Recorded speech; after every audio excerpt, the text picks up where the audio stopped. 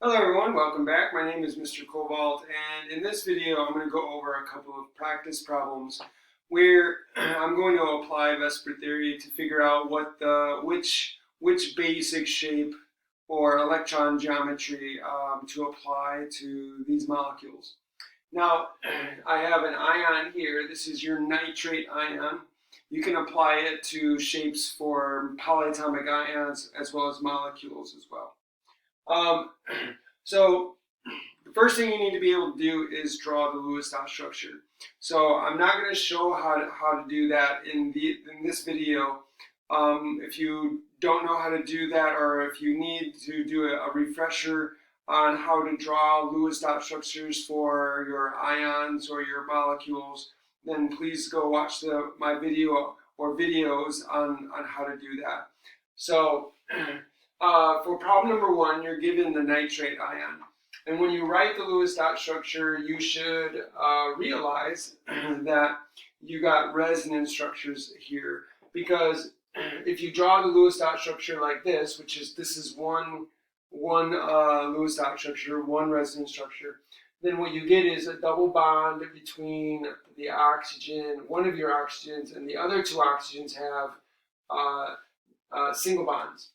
But that double bond, you don't have to write it there. Okay, you could draw it there or there. So you could write other resonance structures where the double bond has moved. So there are three different resonance structures for this molecule.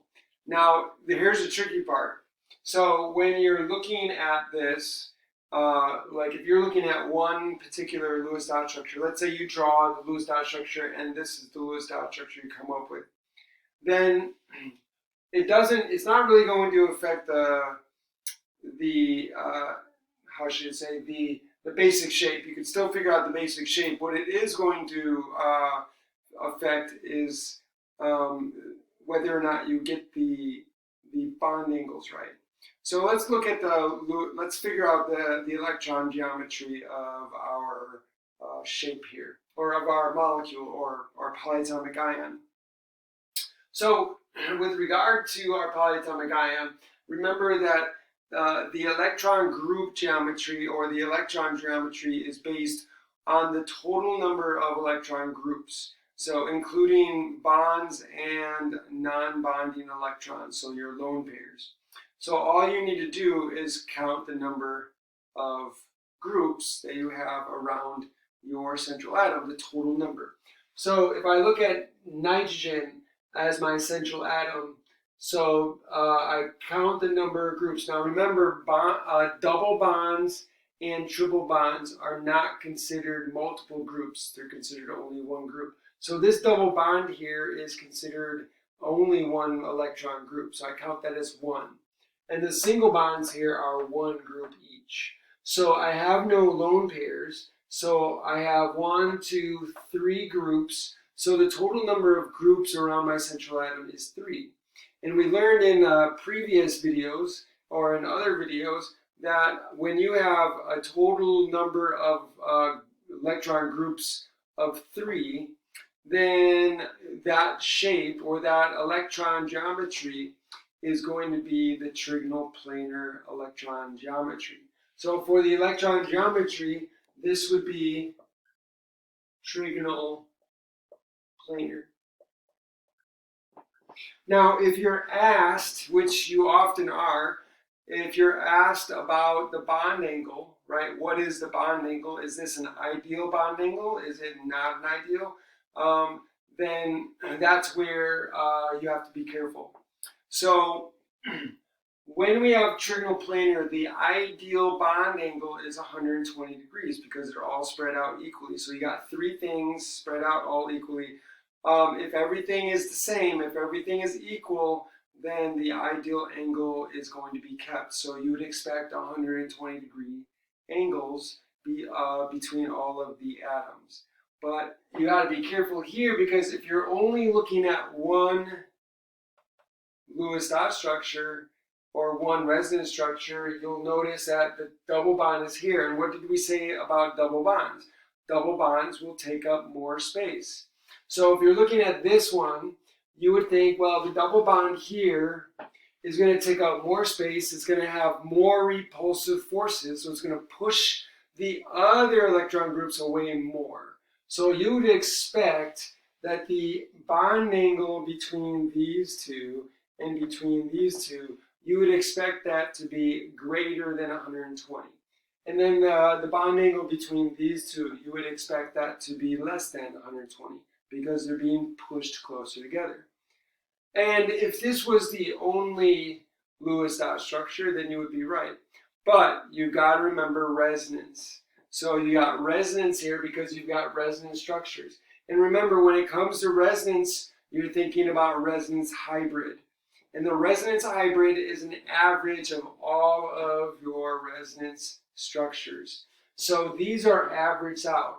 So remember, the resonance hybrid has it such that these bonds are equal, right? So this is, the bonds here is an average of these two single bonds and the double bond together.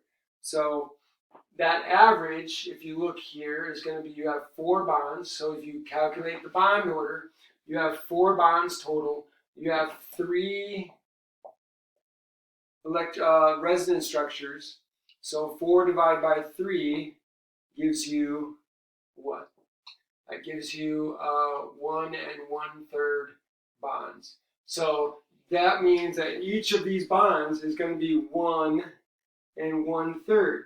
They are all equally 1 1/3 bonds. So it's not that you have a double bond and 2 single bonds. It's that you have all of them 1 1/3 bonds. So they're equal. So it will have the ideal angle of 120 degrees because you don't actually have more electrons here than these two, because again, whatever the hybrid is, it's going to be an average of those, and so all of the bonds are going to be equal because of resonance. Okay, so that's where you need to be careful. So in this case, you will have the ideal angle. So you will have the ideal angle of 120 degrees. So that I just wanted to make sure I hit that and made sure that everyone understands that you will have the ideal angle because of resonance. So make sure that before you figure out what your bond angle is, make sure and double check that there's no resonance going on, and so making all the angles equal. Okay, so what about my carbon tetrachloride here? So again, you have to be able to draw the Lewis dot structure, so I did that for you. So here's the Lewis dot structure for carbon tetrachloride. Again, to figure out the electron group geometry or the electron geometry, you just need to count the total number of groups, bonding and non-bonding together, the bonding groups and the lone pairs. So here I have 4 bonding groups. I have no lone pairs, so the total is 4. And we learned from previous videos that if you have 4 total groups around your central atom, in this case carbon, then you're going to have a tetrahedral electron geometry. So here we have tetrahedral electron geometry, so it's tetrahedral electron geometry. And what's the bond angle? Since all of the bonds are equal, all of the atoms are the same, right? So we have all chlorines, we have all single bonds, all the bonds are the exact same, so therefore we have equal angles. So this is going to be ideal, and we learned that if you have a tetrahedral electron geometry, the bond angles are going to be all 109 degrees. So the bond angle is 109.5 degrees. Okay, so that's how you would do these examples. You might be some teachers, professors allow you to have your table that has the shapes, the basic shapes, and the number of electron groups, but a lot of professors don't. So you may want to memorize the table and just know how many electron groups do you need to have a particular shape. Okay. Thank you for joining me. I hope this was helpful. If it was, please like the video, share the video, hit the notification bell. so that way you can be notified of other videos. Put a comment in the comment section and let me know what you think. And subscribe to the channel. Hit the subscription button. And thank you for joining me, and I'll see you next time.